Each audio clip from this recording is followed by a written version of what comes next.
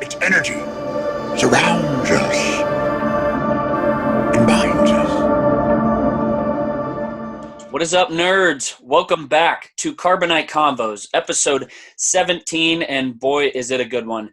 I have my fellow Carbonite Convos co-host over here, Alec Porterfield. How we doing today? What is up, you guys? What's going on? Nick, it's good to be on tonight, man. Sir.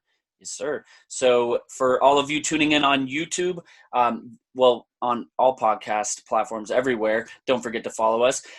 This will be coming out Wednesday. I am not sure when you're watching it, but just so you're aware of our, where we are in the Star Wars universe, Mandalorian episode with chapter, I believe, 11 is not out yet. We're recording this on a Thursday night. So, things about tonight's show might change, but absolutely.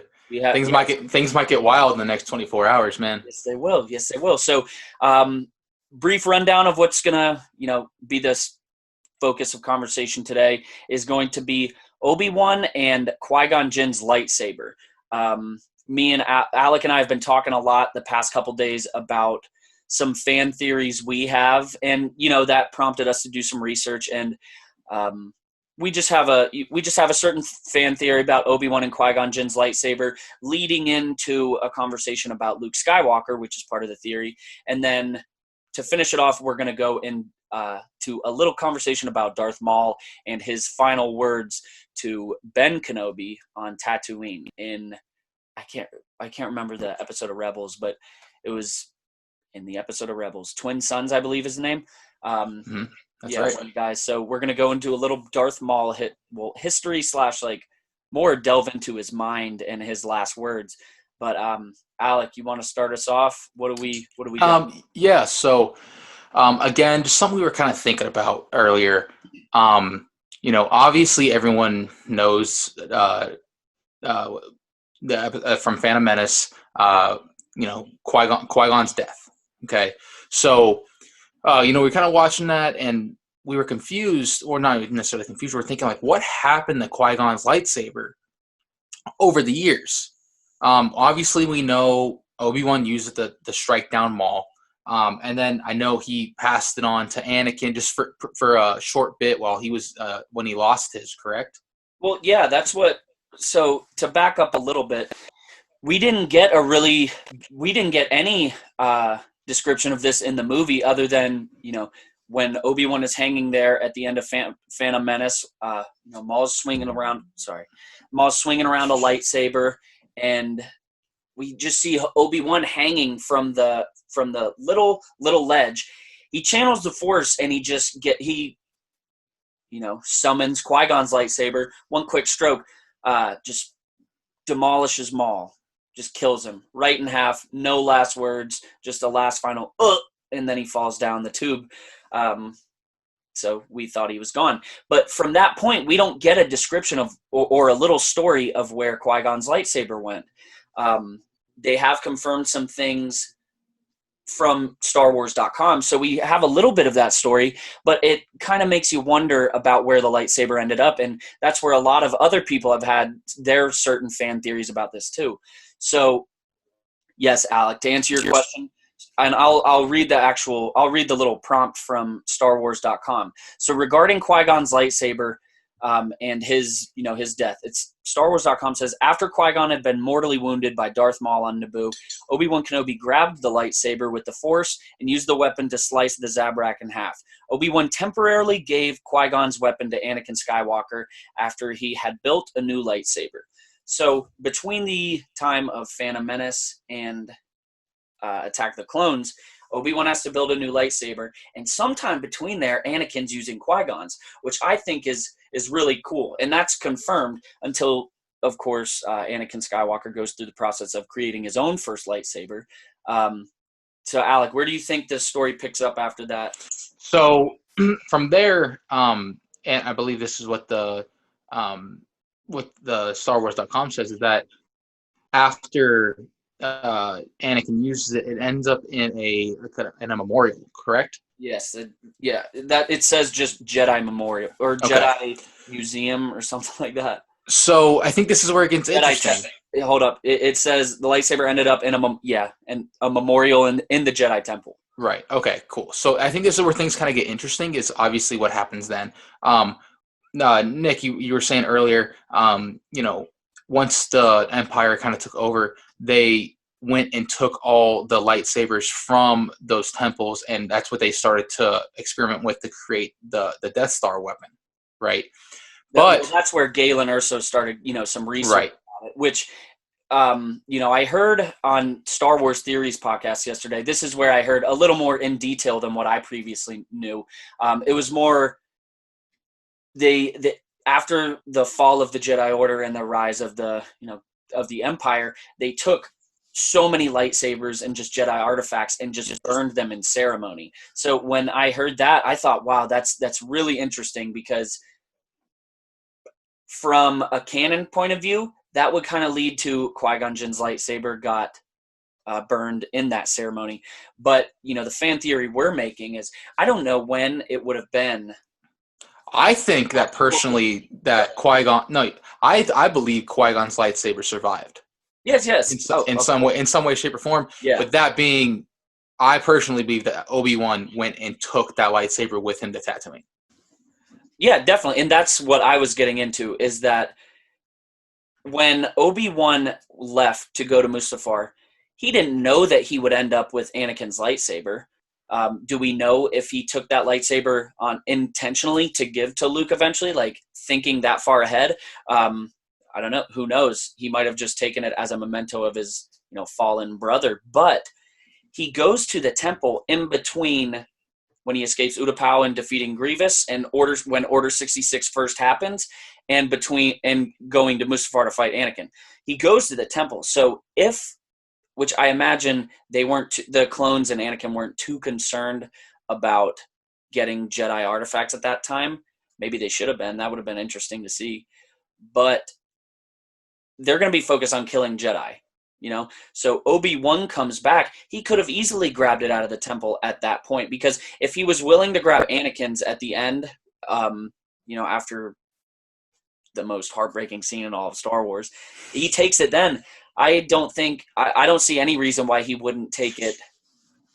Well, it would make sense. Not even looking forward to like giving Luke anything, like just for him as a person, like Obi-Wan, like he in a way he went against a lot of the way of the Jedi code. Like he had some very personal attachments. Oh yeah, and that's especially the Anakin and Qui-Gon.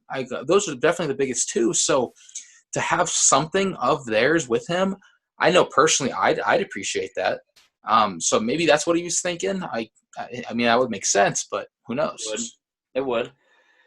And what kind of furthers this is, we can't trust Hasbro as an official canon source, but this just kind of furthers the fan theory.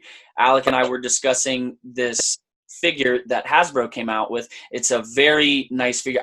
It's not a Black Series. It's something far like, it's one of the like $100 pieces, but I can't remember which exact one it was.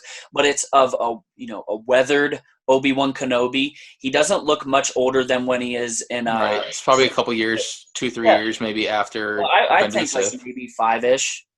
I think because he does look a bit older, maybe 5. He looks a little weathered too. Yeah, so exactly. So Tatooine has not treated him well, but you see, he's holding his lightsaber. And then he has 2 clipped on his belt. He has Anakin's and he has Qui-Gon's, which I think that's really cool. That kind of furthers that theory that he would have taken it. Again, we can't trust Hasbro as a source, but I think it's pretty interesting. Maybe they have some top secret insider information that no one else knows about. Maybe. No, but that would 100% make sense. Like, it's an idea in some way, shape, or form that someone had. They just put that into a figure. But to kind of further that, what do you think was the result of him taking it? What do you think he physically did with that lightsaber? That's a good question. I don't know exactly what he would have done with it. I can't imagine he would have used a lightsaber hardly at all on Tatooine. Like, I'm sure he'd used it, but I think when he went there, he kind of put those things aside for a bit. Obviously, he focuses on the Force. He didn't turn into like Luke from Last Jedi, but like he still uses the Force and all this stuff. But I don't know. I think he kind of put the other Jedi things in the past. I'm sure he's used them here and there, but I'm sure he didn't prefer it. Well, I'm meaning more along the lines of like eventually, like what kind of, you know, what things eventually happen with that lightsaber down the line. I don't know. What do I'm you talking think? about like with Luke. Yeah, I know. I think, you know. So okay, so obviously, you know, he idea, gives so him Anakin's for a little while, yeah. and in the movies and stuff, they never explain really, you know, what happened. Like how did Luke get the green kyber crystal? It would make sense being on Tatooine. It had to have been left. If Obi-Wan took it, it had to have been left on Tatooine. Whenever he went back, could he not have just literally taken the kyber crystal out and used it as his own in his new hilt? I think it's a possibility. The only, you know, when you think of kyber crystals, you think of them calling out to the users.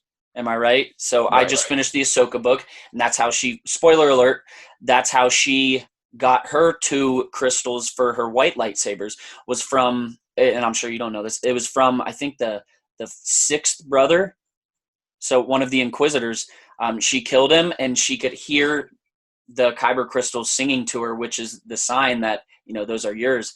And, you know, I'm sure you know all about kyber crystal, like red light Sith lightsabers turn red because those users make them make the crystals bleed. So they were just calling out to her, and those were her crystals. We don't know if possibly Luke, as he goes on this journey of learning more about the Jedi and just this ancient religion, I'm sure he learns about the crystals. Maybe he starts using the Force and he can start to hear them call, and maybe it leads him right back to Obi-Wan's hut, and he just uses that crystal. Because I would even make it go even further in depth. But yes, 100%, I'm with you on that.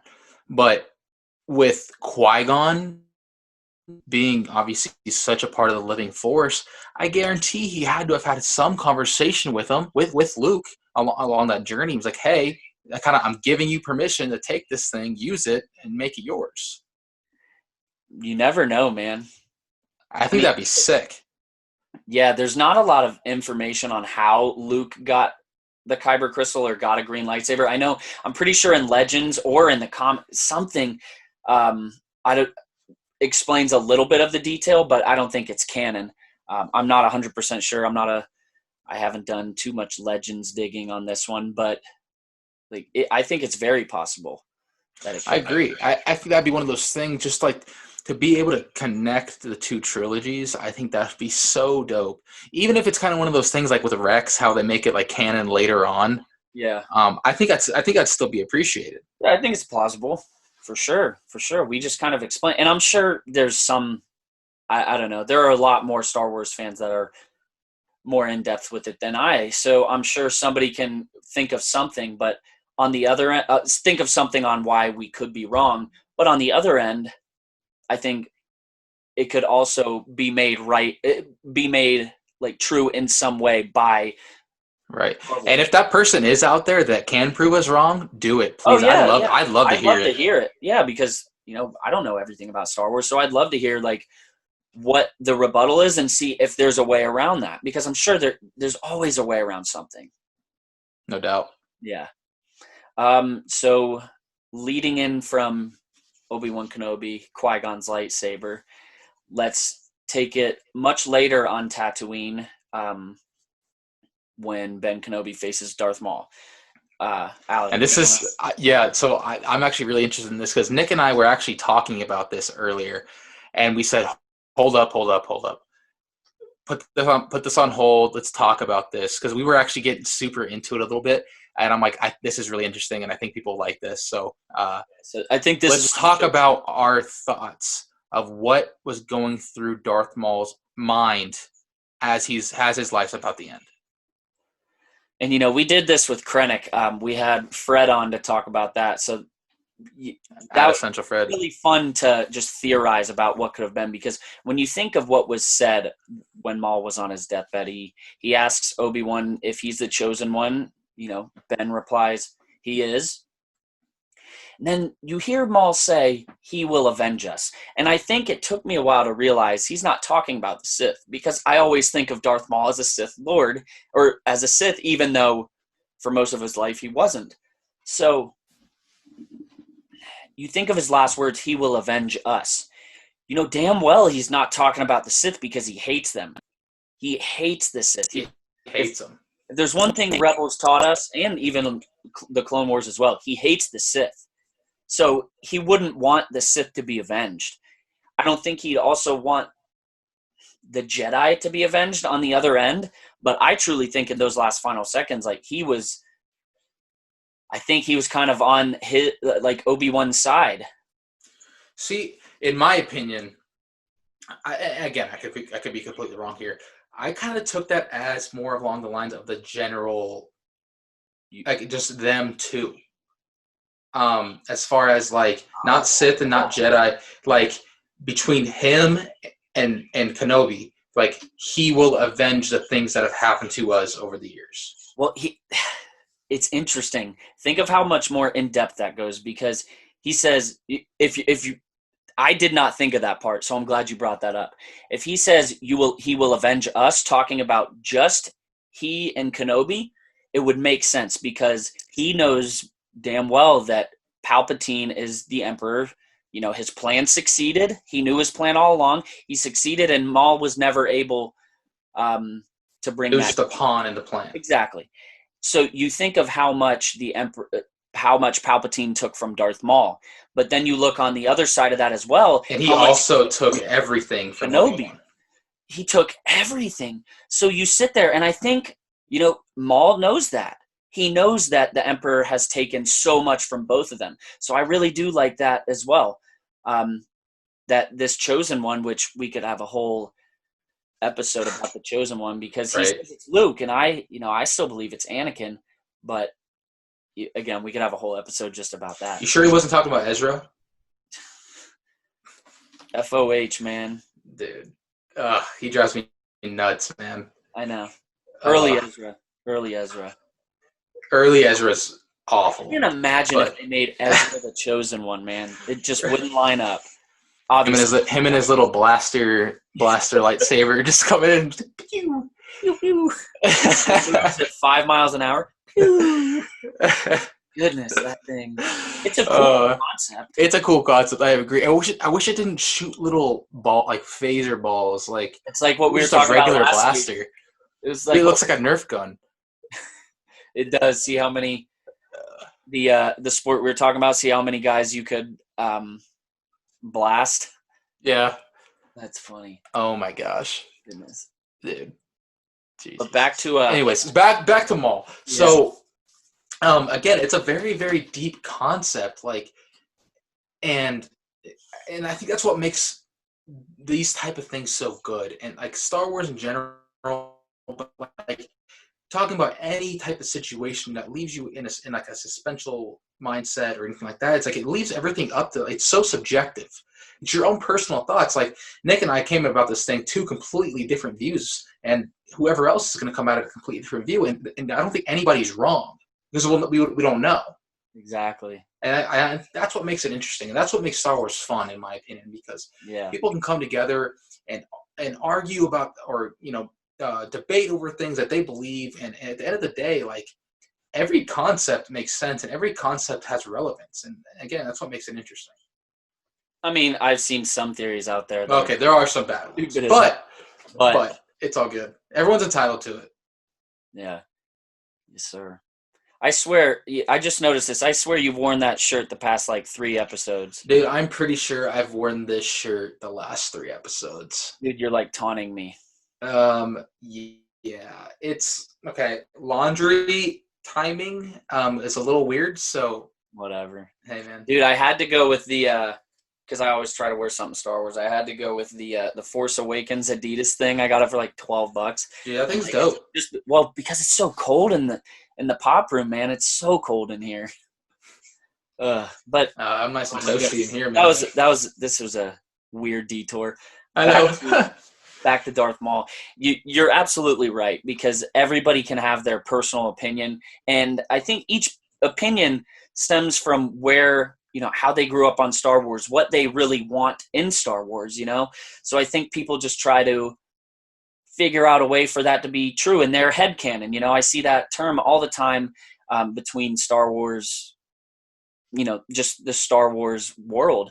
And there's so many unique things that I can't imagine how some people have thought of these things, but, it means a lot to them. And I think it's cool, this theory, just bringing Qui-Gon's lightsaber from episode 1 all the way to Luke Skywalker's hands in a way, 100%.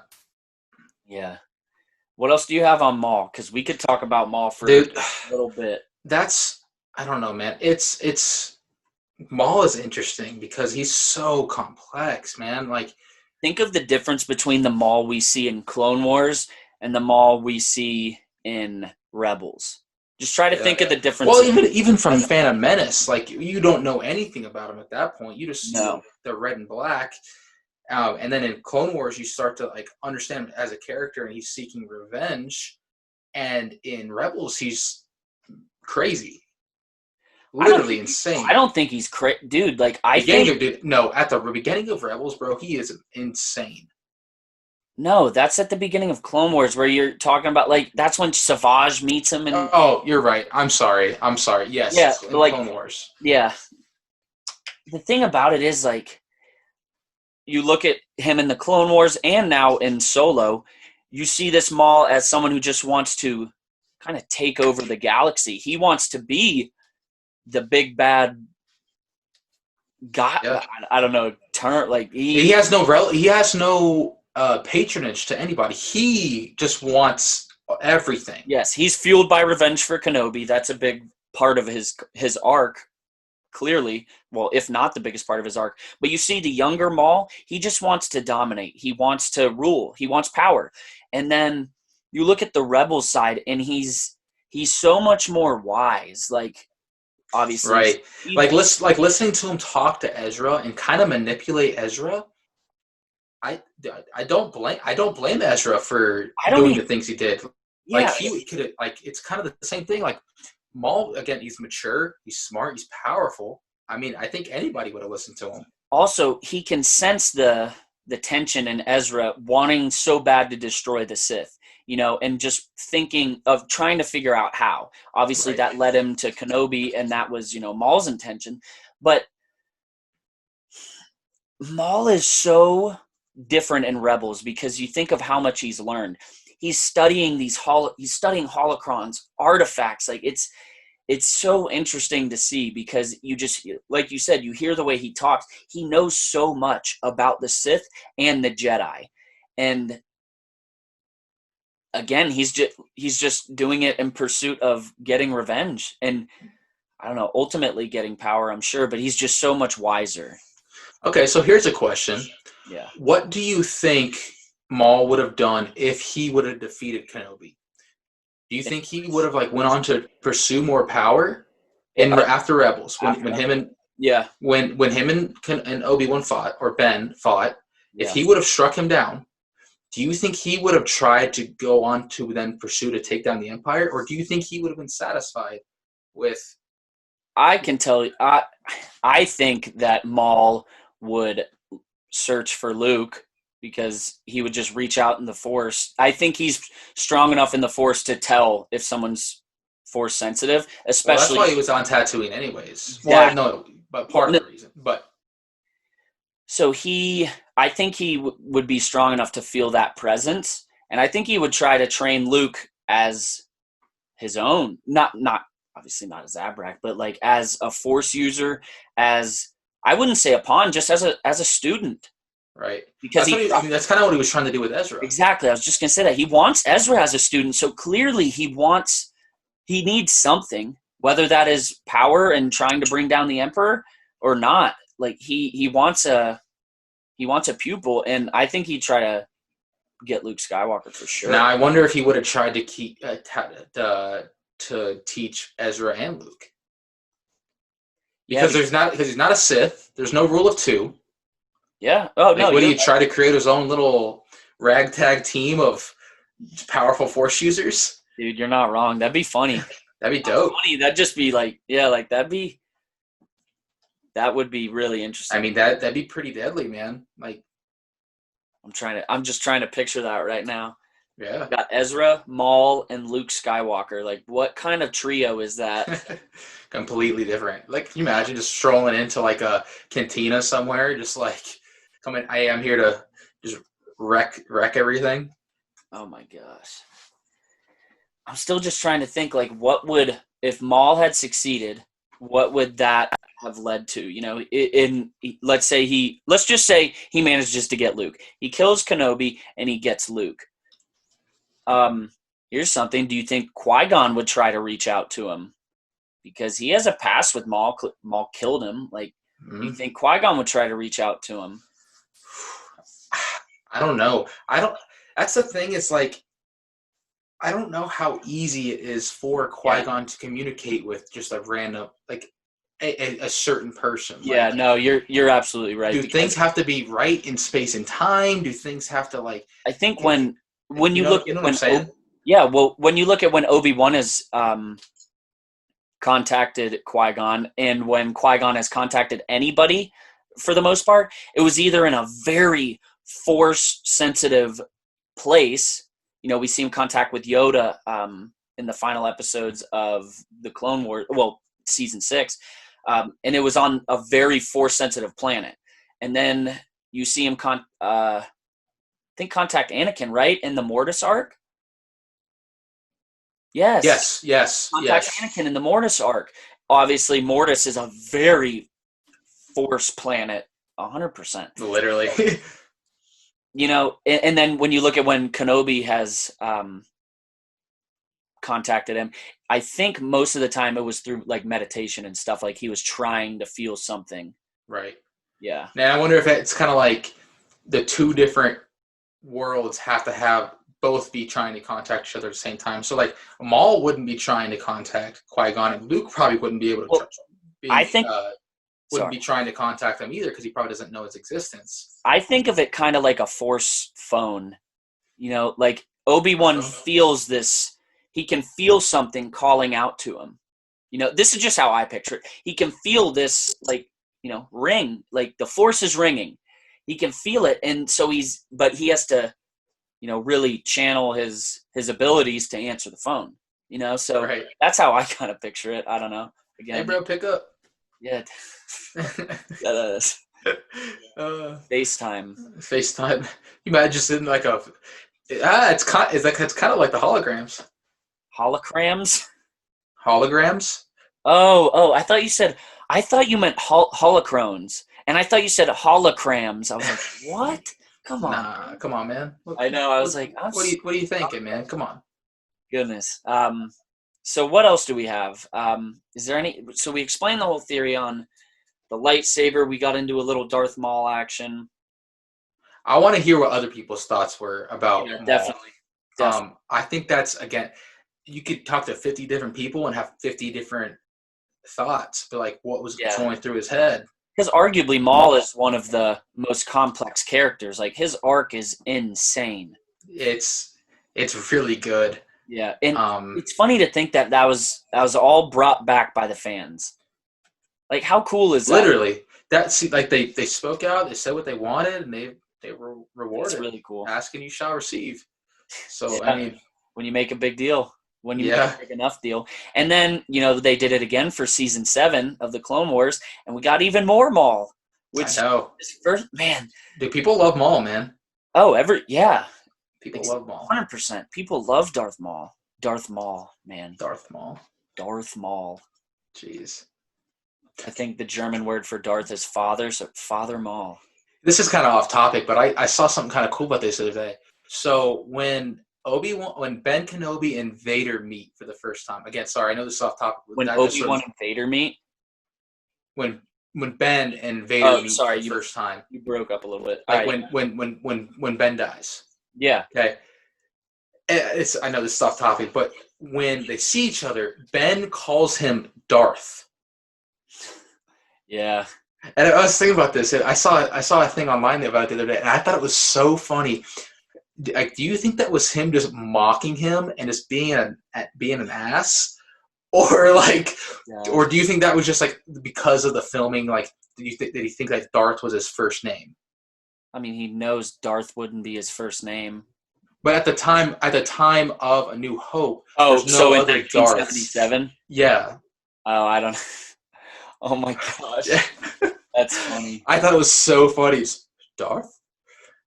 Darth, taunting him. What up, Darth? Like, what kind of name is Darth?